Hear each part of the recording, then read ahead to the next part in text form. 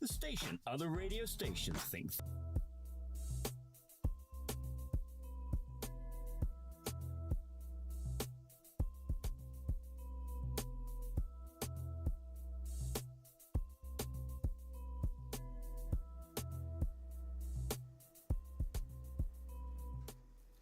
Good morning, good afternoon, good evening. This is the Boombar from Lagos, Nigeria. My name is Sola Rogers. Welcome.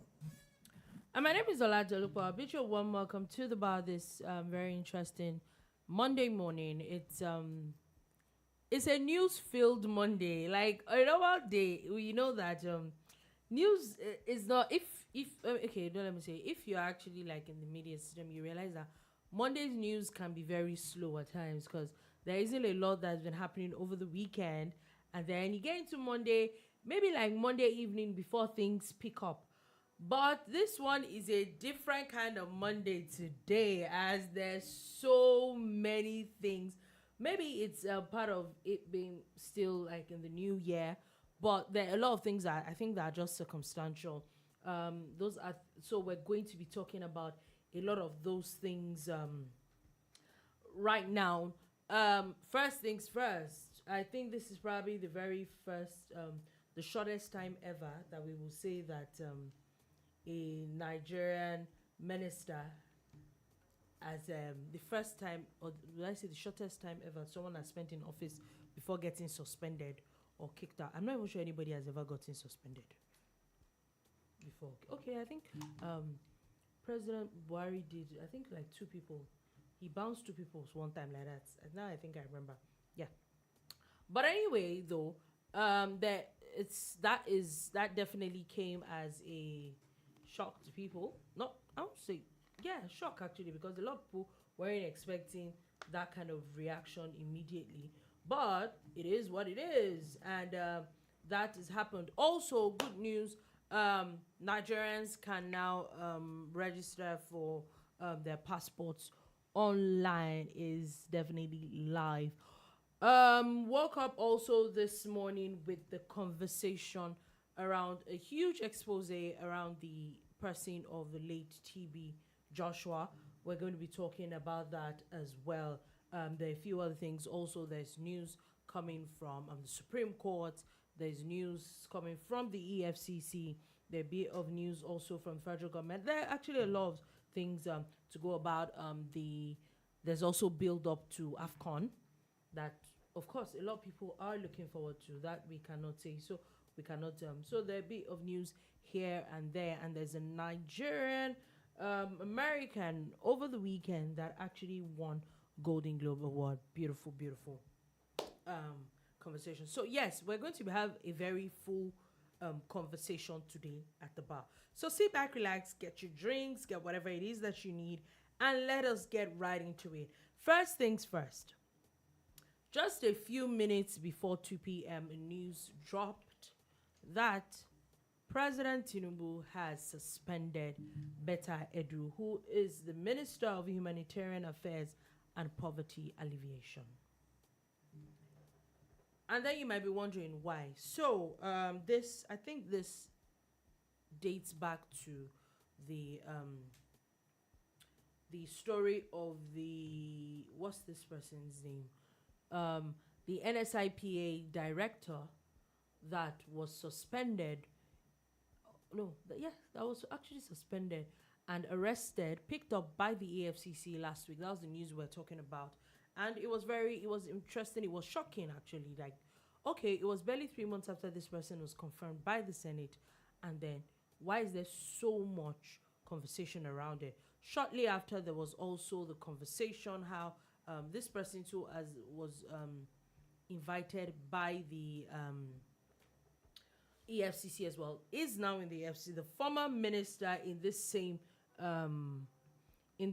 ministry also, who is also being questioned by the EFCC for, I think, how is about 30 something billion. The NSIPA zone is 47 billion or something about it. Now, in the heat of all this drama, a lot of documents, I would say confidential documents, started seeping through from wherever. About first things first, we first saw one, which I think is the major crux of the matter, that she had signed. You mentioned three she's now. Okay, sorry. They're actually all she's. Now I'm thinking about it. The current minister, Betta Edu, had signed a memo about getting about over 500 million naira for palliative for 4 states into someone's personal account. Then she had put up, from her own media team had put up a statement saying that that's the way they do it. Apparently, in the heat of everything, the accountant general who this memo was sent to had come out to say that they never got to pay, they did not pay that money because that is not how things work. And there was an allegation which I will not say that there's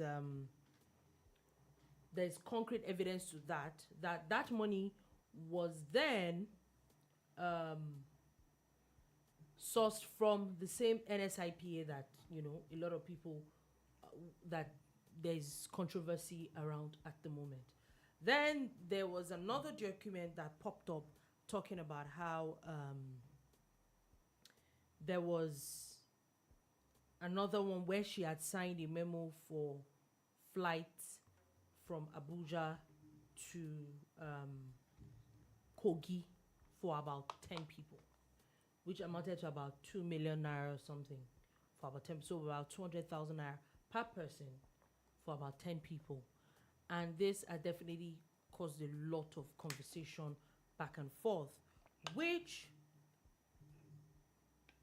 now, as we have now seen now, the president had now come out. There was news, I think yesterday or 2 days ago, that there was a press release from the president, the minister, the head of the National Orientation Agency, talking about how the Minister of Information was the one that made the announcement that the president had said that there was going to be an investigation towards it.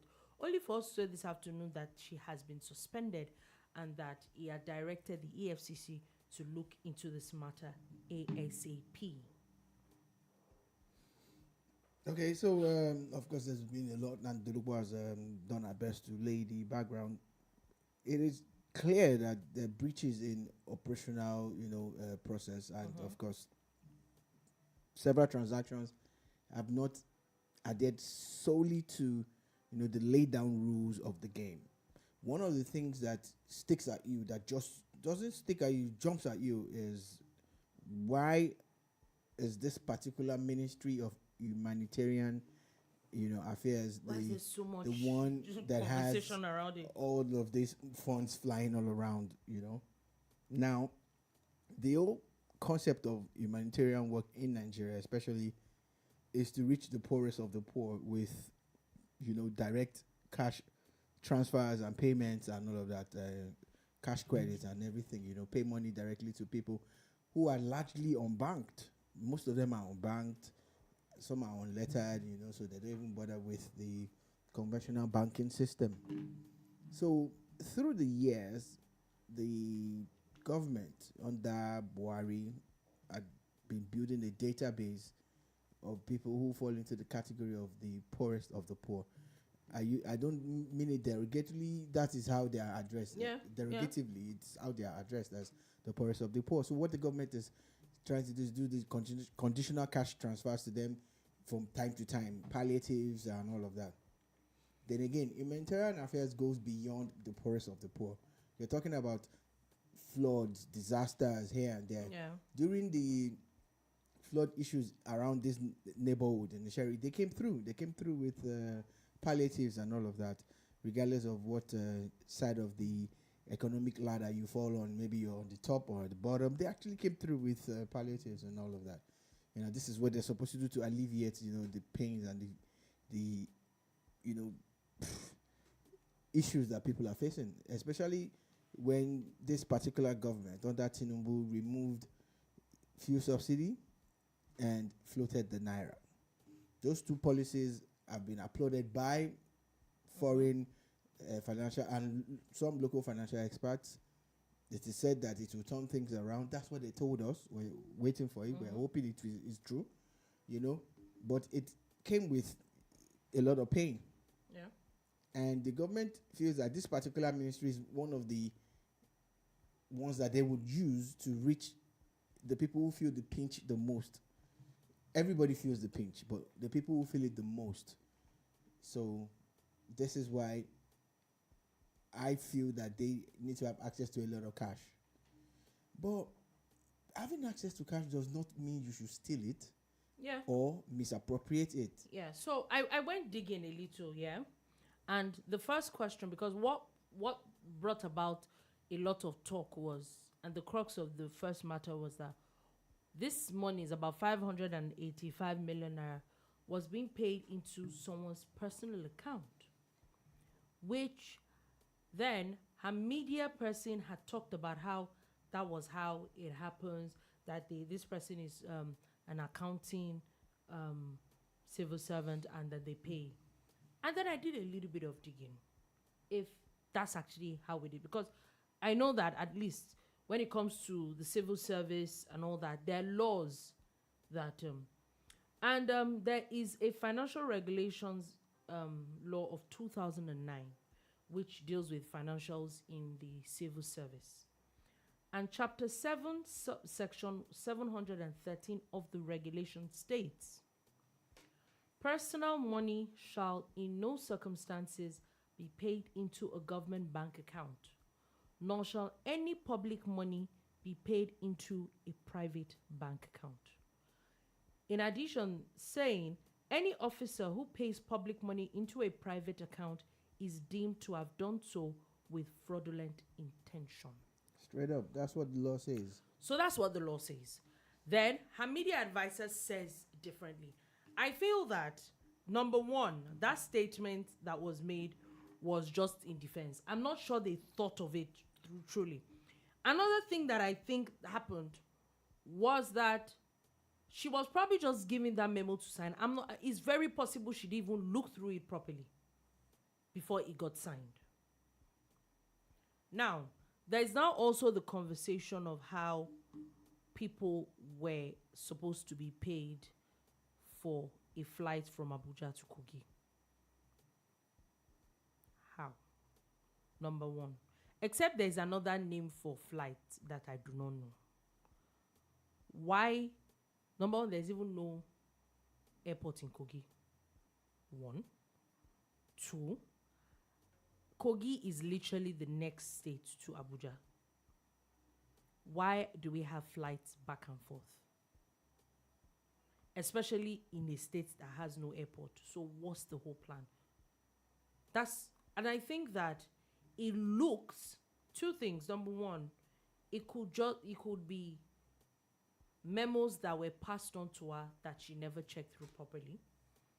I don't think anyone would willingly want to, because I think it's short, but I can't say willingly because there's also another person that is in net for that is in EFCC custody that has just been in office in just over 3 months anyway for billions of naira. So I can't totally categorically say that people would not willingly want to steal money.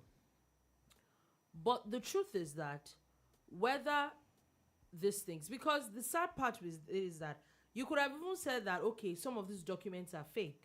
But the minute the accountant general came up to say, that she saw this memo, but no money was paid, it means that, and even the statement coming from the Ministry of Poverty Alleviation and Human, it means that those memos were actually true. It wasn't like as if it were doctored or anything. Now, my question is that do you do due diligence?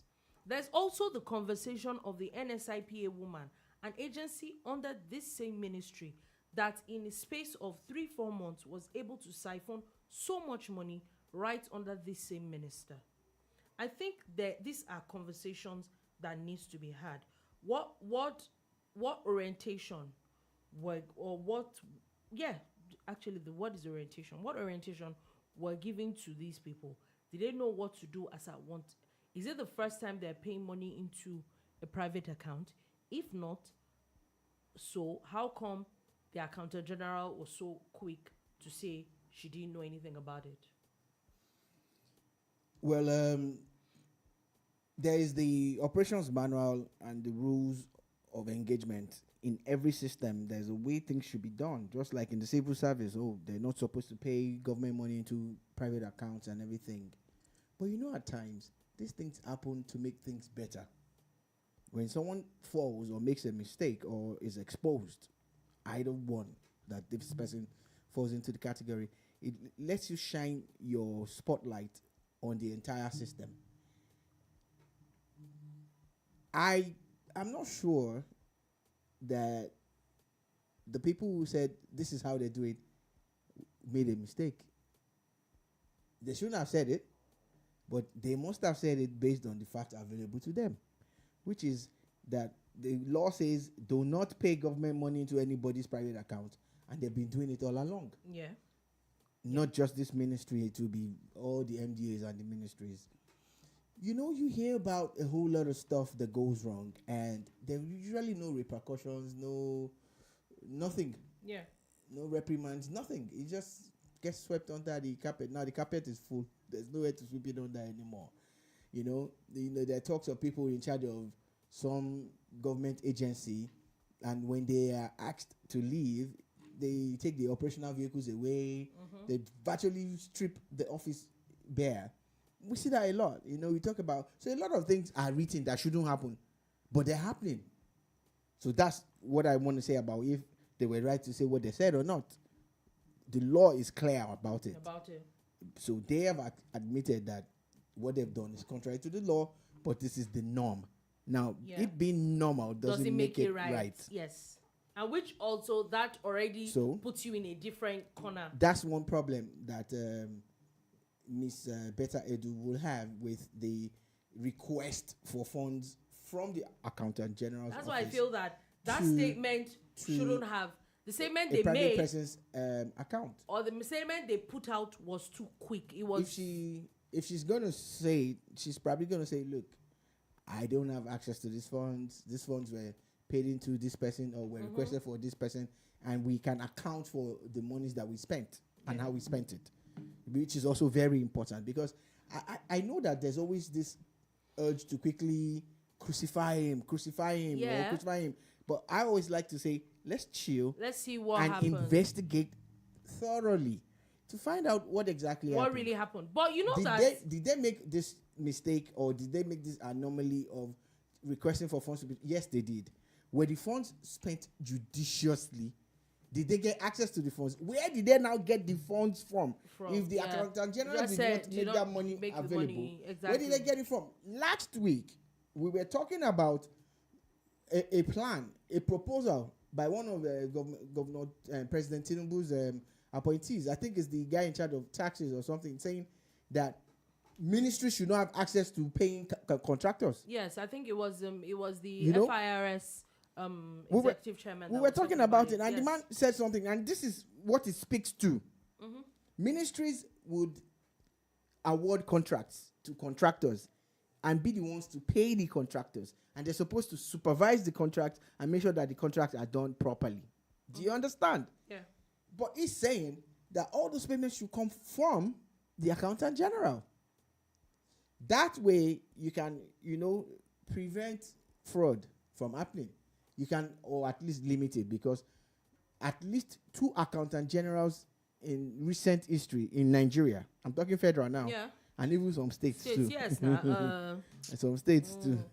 They have been investigated and found culpable. Mm-hmm. So we should be more concerned about building a system that will still see these funds being transferred to the people who the government wants to give it to, and limit the access that the players in that ministry have to these funds. That's what we should be more concerned about. I agree. However, whoever has aired should pay for it. But I feel that there's been too much noise. I'm not saying that there shouldn't be, on a request that was not fulfilled as against a person that single-handedly, a woman, moved over 40 billion naira.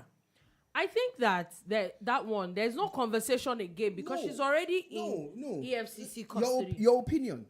That's your opinion. In my opinion, we are not talking about the other one that was invited that didn't show up. Oh, she finally showed up today. Yes, today. She was ill. And she wanted to take 3 weeks.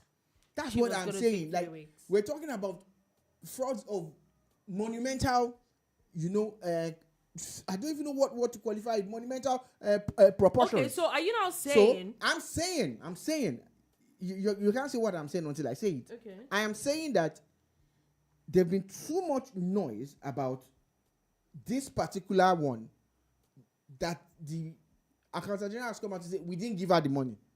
Mm-hmm. So that means there's no case there.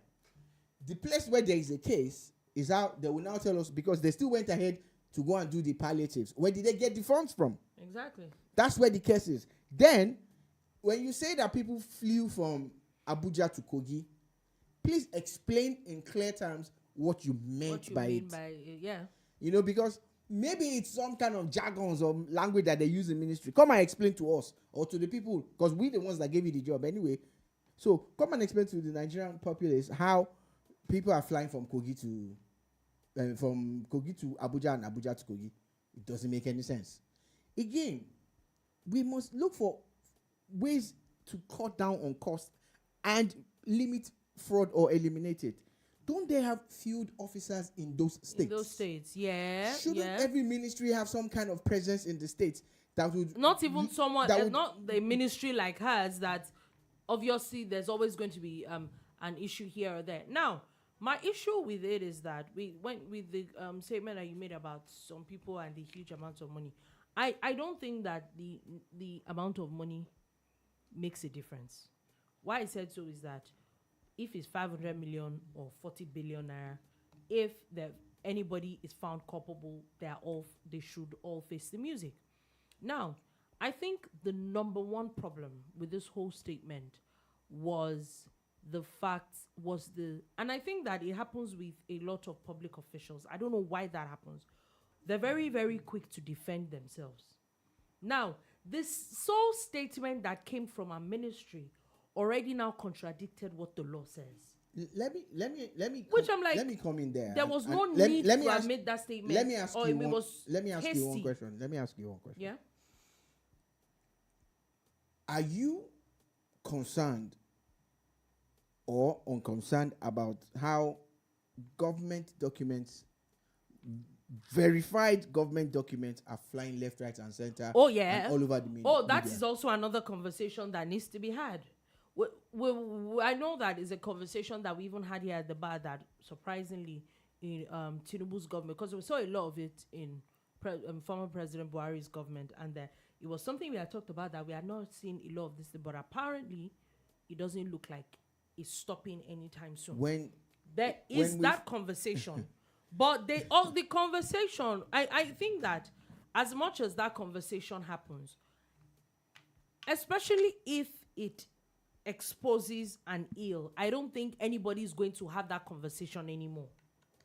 So left to me, ills are selective. No, what I mean, you don't think there's something wrong somewhere? I get it, what you're saying, and I'm saying that the fact that those documents popped out, so one way or another, is there has to be a conversation around it. Who leaked it? Was it from her ministry? Do you understand? Somebody should answer for that. I think it's a crime because they're confidential. But I'm saying that I'm not sure that people are going to come and have a conversation around it, especially when it is exposing something else. I'm not saying that people shouldn't talk about it, but I'm just saying that the idea of what it is exposing would automatically just overshadow the fact that this thing came out.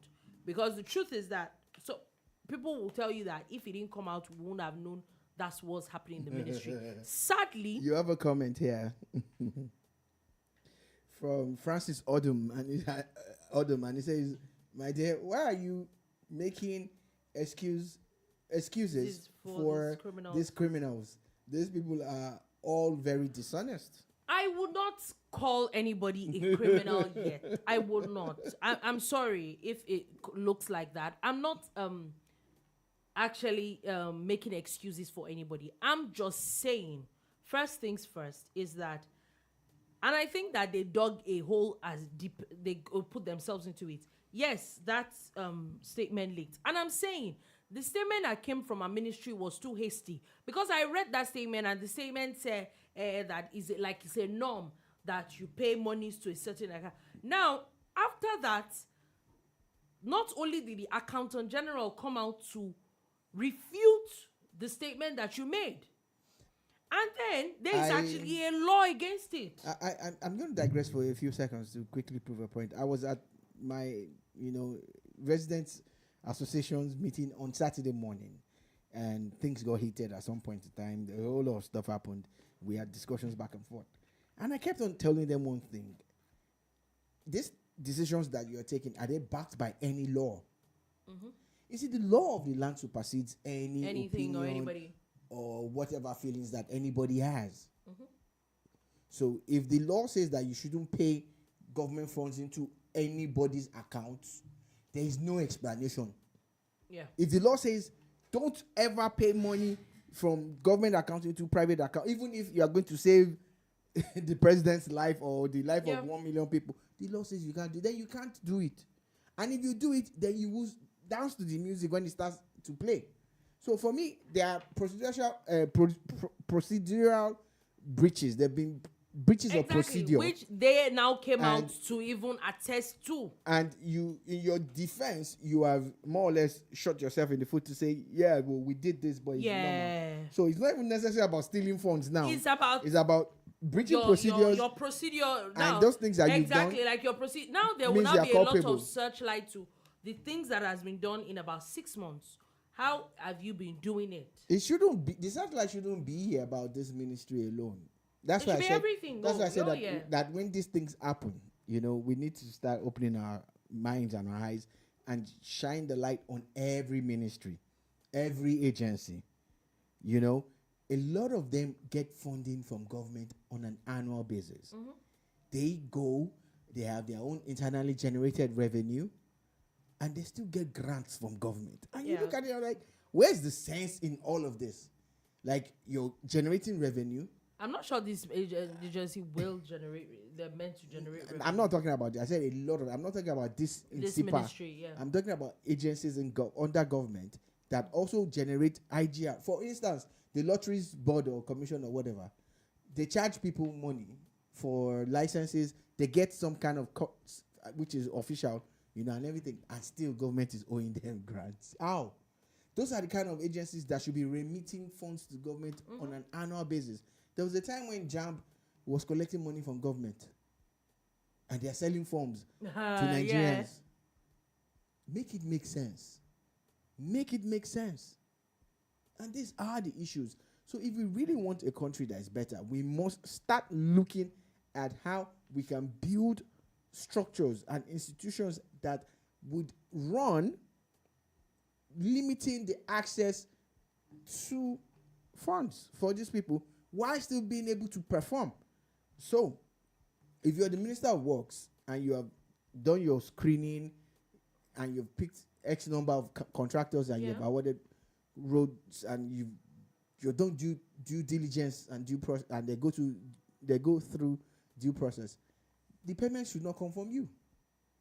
The payment should not come from any minister. No minister should be making payment to anybody. Yeah, and I think this is what they need to actually finally look into this thing. They talked about how the president approved a backlog of payments in the Ministry of Sports for coaches and other sports personnel that have been owed for years. Yeah. How are these funds going to be disbursed? Are they going to be released to the sporting associations? Will the associations get the money across to the people? There's a lot of gray areas that you don't get to see. Sadly, you will find out that a few months after, some people will tell you that they are still being owed by government. Mm-hmm. So it's time that they started using all this BVN and NIN that they've been collecting to build a central database. And once they have verified that, oh, this is the person that the ministry wants to pay, the person gets paid direct from government. That way, self, the ones that they should tax, they will tax them at source, deduct at source the taxes that they want to get. But you will find that some of these people now, the monies will go to one sports association. You have to go and beg, borrow, or steal to get your money.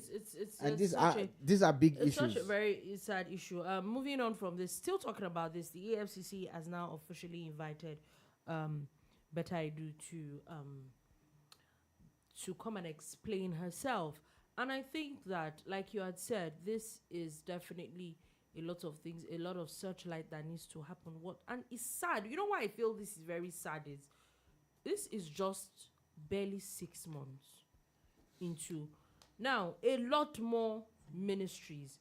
It's the same way, I think it was over the weekend we're having a conversation of how it's almost like, okay, so the news that I was coming today to come and share was, I think that it's safe to say at the moment that our super minister, the Minister of Interior, who seems to be the only one to be doing anything, or seems to be the biggest goal-getter and seems to be doing everything right at this point. Seems like the man had a plan from the get and is executing it perfectly. The person of Olubumi Tujojo, who's the person that I was coming here to come and, I was be huge and elated that my, my passport was expiring this year, and I'm going to register online for it, blah, blah, blah, blah, blah, and all that. Because the portal for the online registration is now online, is now up. And I think the only thing you have to do to go to an office of immigration is just to take your biometrics. And they're saying that process is barely a 10-minute process, basically. And that was what I was coming to come and talk about. And I'm not like that in the same way where they have 1 or 2 ministries, that seem to be doing a lot in such a very short period of time. And this is not just only about Betta Edu, because now even the former minister right before her is in the EFCC as well. So I get it that there's a lot of money, of course, with the kind of ministry it is, there's a lot of money that will be passing through this kind of ministry. How do these ministries work? I think that the president, they need to now look, they have a lot of work on their hands. It is not about just one ministry, every single ministry. How have they been doing things? Because it's possible that, yes, it's in the law, like you said, but they have not been doing it the way the law says. There won't be a memo like that if that's not the way they do these things. It's now to look back. What have these people been doing? Because it is in these loopholes that people, in less than 3 months that you have a job, that you can siphon about 37 billion naira. Are you joking? What are you doing? See, the one that used to pay me the most is that, sadly, all the bad news about all these money issues that people are talking about today now is about women, young women. It was such a prideful thing that women and the young people, they're being nominated and put in these positions, and everybody's always clamoring about the youth, about women having more representation, and then this. It's just sad. It actually really does sadden my heart. Anyway, we will move on from that, but we will see how this conversation. We definitely will stick to this matter and see where that goes. So, like I said before, it is official. The automated passport application portal has opened today.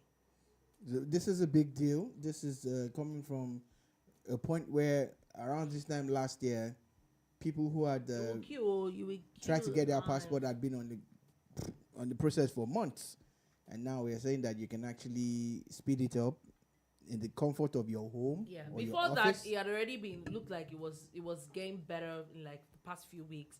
There are a lot of people that already talked about how it was faster and all that. Now it's official. It can even be faster. Yeah. So if you've tried it or you want to try it, let us know. Search for the immigration passport registration portal. Let us know how it went for you. Let us know if it's true or not. Because again, politicians will make announcements and they might not just be telling you the whole truth. So please let us know if it's worked for you or not, or you know anybody.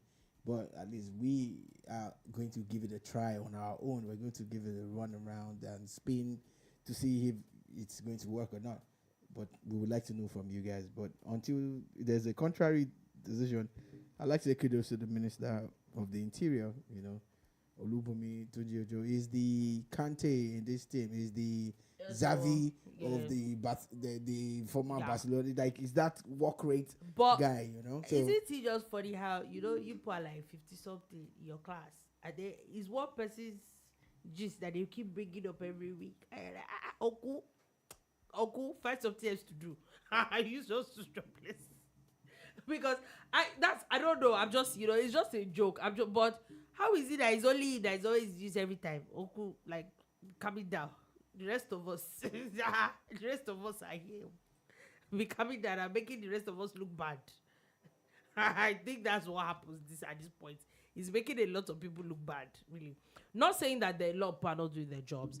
I think that the fact that he's doing a lot and we can see a lot, especially with the Ministry of Interior, and that's been plagued with a lot of things over the years, and then all of a sudden we get a lot of things to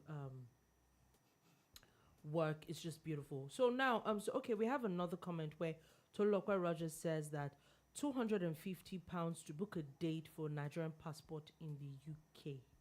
Book a date, okay? Okay, I'm not sure you're booking dates anymore. No. I think that's what that is happening now. That's what it was before, or is this just happening now? I think that's what it was before. I don't know. Maybe he needs to confirm that. But what this whole idea is that once you're done with everything, because even your payments is done online. Everything you're doing is done online. You're not supposed to make any form of payment. Nothing. And 3 weeks ago. Oh, it said 3 weeks ago. Oh, wow. So I'm guessing just to book a date. That's ridiculous. But the truth is that what this portal is supposed to do, because even the money for the payments and everything, this should bypass that. Yes, this should bypass everything. You're supposed to do every single thing online. The only thing you're supposed to do, because I think that according to, if you book online, even if you book online, because this is something that we can push to the ministry. Oh yes, maybe it is. I know that, like in Nigeria, you have to pay a certain amount of money for the passport. What I'm saying that money is going to be paid online. Whatever money. Okay. All right. Please, we will definitely. He's saying mine is due, and I will update you. Oh yes. Like I said too, I think mine is is due in a couple of weeks. So I actually plan to actually use it too and see. So what they're trying to say is that whatever money you will pay on this portal goes straight to the government and nobody else. It is you are not paying anything. There's no more middleman. There's no more middleman anything. And then I think it's from the site that gives you a date to go and do your capturing of your biometrics as well. So I think that this is good feedback.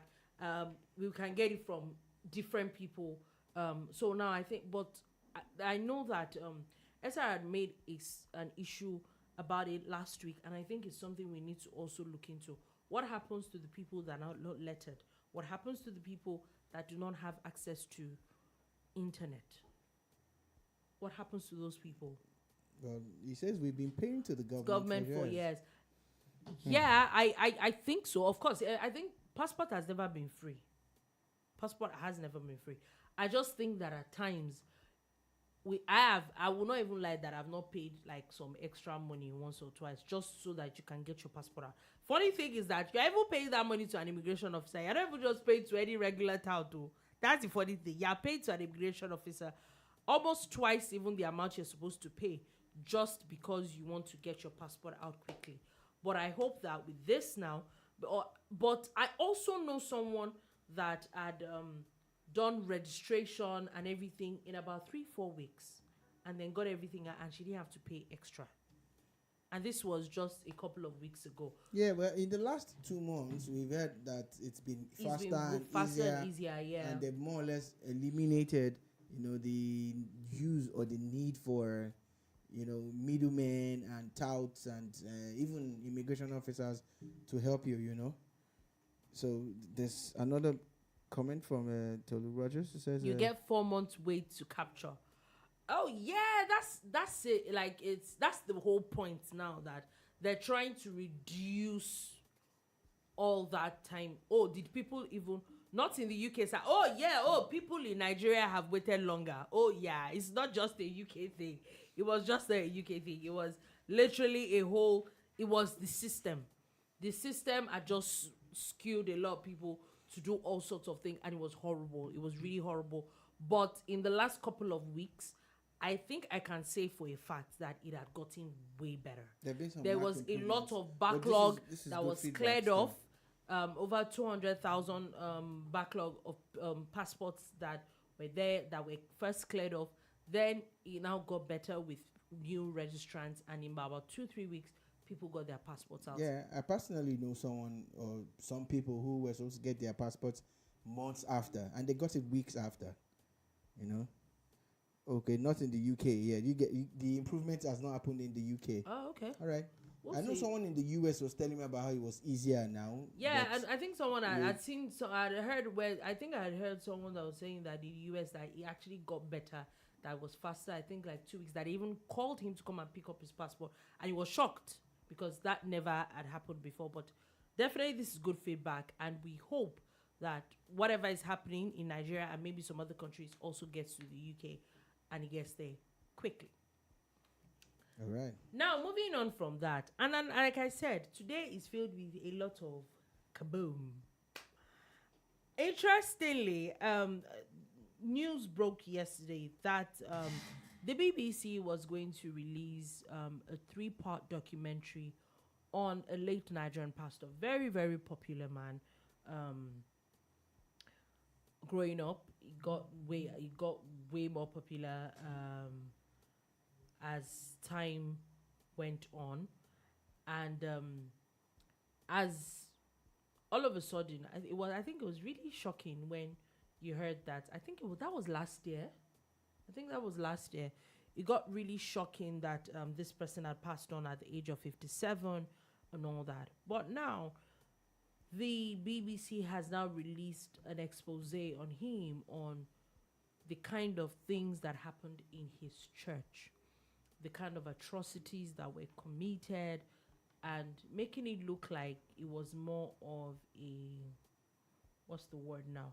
It was more of a cult than a church. And that is the person of TB Joshua, and I think his church is Synagogue Church of All Nations. Yeah, I think that's the name. And okay, can I start with? I remember 2 incidents.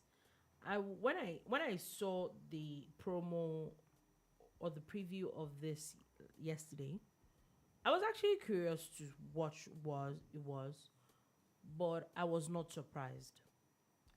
Not exactly because I'd seen anything. 2 incidents for me, I think. I would say summed up my result, or not being surprised. First things first, I remember that there used to be a journalist for people that lived or grew up in Ibadan. The man is late now. The name of Kola Olawoyi. The man literally had an expose about TB Joshua, and he brought up a lot of things, a lot of ills that around his church then, and it was a thing in Ibadan. But somehow that matter died down. The man himself is late anyway, so I think that it even, because the man actually really opened up a lot of things, that it was really what you would call an investigative journalist. Also, I remember very well, I think immediately after that conversation came up, and Saturday or Sunday mornings, before we went to church, very early in the morning, I think he was one of the churches that actually officially made them ban things like miracles being shown on TV. There were very, very graphic images that were shown on TV. Now, what made me remember was that before you go to maybe like 10 a.m. service in the morning, and then once in a while maybe at grandma's house, and then you just, because as young children now, it actually kind of fascinated us. I won't even lie. My grandma can almost do deliverance for you if you are watching TV Joshua. It was, how would I say, it was a taboo. I didn't understand why, but it was just a taboo that you were watching TB Joshua when I was growing up. Also, after watching a few videos of these things, you know when you can't say if something is right or wrong, some things doesn't sit right with you. Like, okay, we go to church, are we going to the same kind of church? Like, this is not the kind of church that we go to. They don't used to do this kind. You go there, you take the Lord, you pray, and then you go. We don't used to do this kind of all these theatrics and drama and all that. So it was just there, and then there was just always something about TB Joshua. Then remember the time when a guest house in his church collapsed and nothing came out of that conversation. But there was just almost always something around TB Joshua. I will not say that I judge him or anything, but there was just something that, to me, personally, I don't know about other people, even as I grew up, it just never sat right with me. So I wasn't shocked I didn't know what was there, but I wasn't shocked. A president from one African country who is one of the regulars at TB Joshua's church in Lagos when he was alive, had made a statement once that he's surprised how TB Joshua is not recognized by his own people, and that how he has this global, he seemed to have more people acclaim, outside Nigeria people than outside Nigeria, would swear by him that no, this guy is indeed a man of God. I remember there was this young footballer, Angelo Gomez, who actually came, to Lagos, to TB Joshua's church. And there are a couple of people like that, even people in Nigeria's entertainment industry, the sports industry, some of the legends of Nigeria's game would swear by TB Joshua and say that, look, this man is that. So a lot of people will say to you that, oh, it's because, a pastor or there's a name that is not recognized in his village.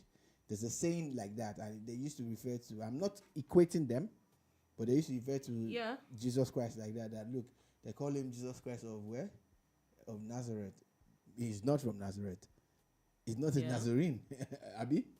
So they're like, oh, it's because his own people did not recognize him as the Messiah, as the Savior. And that's the same thing that some of the people who went to his church believed in. But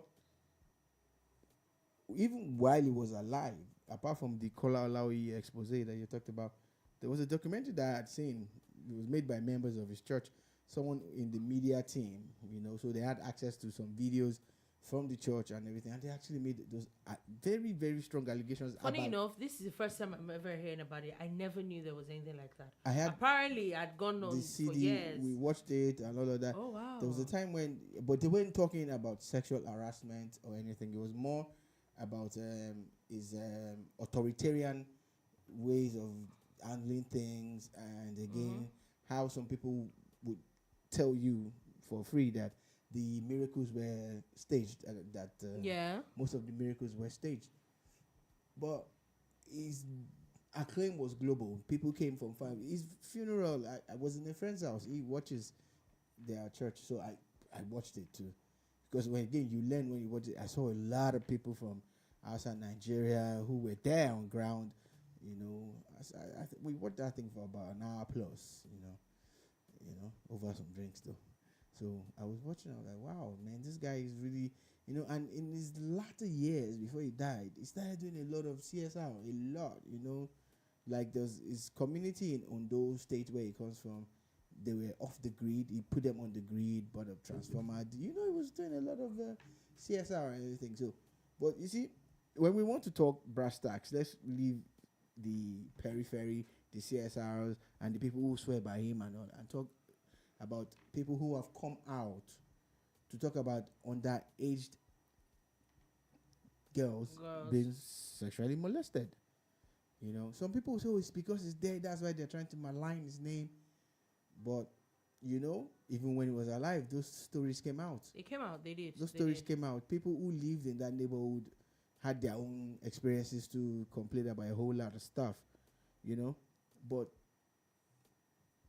at the end of the day, there's a Bible verse or line that I always like to leave with people, where it is said that you should walk out your own salvation. Yeah. I think that a lot of people were just ignorant. Fear. And why did they add fear and trembling? And again, the most important part, walk out your own salvation. It's time that people realize that the man of God and yourself are both men. He's not God. Yeah. He's not a God of man. The man of God is a man like you. You have direct access to God the Father, God the Son, for those who believe in the Trinity. For those who believe that, it's just Jesus, you have access to him. For those who believe in Allah and believe in his prophets, you have access to them. People should stop this old system of looking for marabouts and people who you think have access to God more than you do. And that's the problem, So this BBC video, if you've not seen it, it's online now. It's been streaming all day and people are watching it. You should watch it yourself and maybe make up your own conclusions. Maybe we'll come back to talk about it if we have enough people who have seen it and are going to join us at the bar, But my advice to you is, regardless of who or what you believe in, do not let any human being, because human beings. But you know why I will also not blame a lot of people. Do not let any human being hoodwink you and prevent you from reading your own holy book. If you're a Muslim, read your Quran properly. So I watched this interview, today, and was it an interview? It was a series of interviews of a lot of. So it was more or less like a documentary or something. Yeah, documentary. So I watched the documentary and then a series of interviews, and one thing that I realized that it was all a system. There were very young people that, of course, when you're talking about 16, 17, 18-year-old young girls, that it was more like they're the easier people to manipulate. And it's a very, very sad system. That's why I said that to a large extent, you can't blame a lot of people. People that, take for example, there was a lady that talked about how she was gay and she felt there was a problem with her, and then she saw videos of him, and at 17 she jumped on a plane, did everything she could to come to Nigeria to get healed by TB Joshua after seeing all sorts of things on TV. And then it was almost like that was when she got indoctrinated, and she spent about 14 years in that system. She's still gay. And talking about how they were molested, they were sad. A lot of people, to the extent of abortions, and then how he even had a child that everybody treated like trash. It's very, very sad. But the truth of the matter is that I don't even think we should. I think this whole matter is beyond the idea of TB Joshua. I think it's not the first time we've heard these things happen, and it's not just a Nigerian thing. Even in our so-called Sena climes, you hear a lot of these cults, a lot of people, and they have enclaves and all these sorts of things.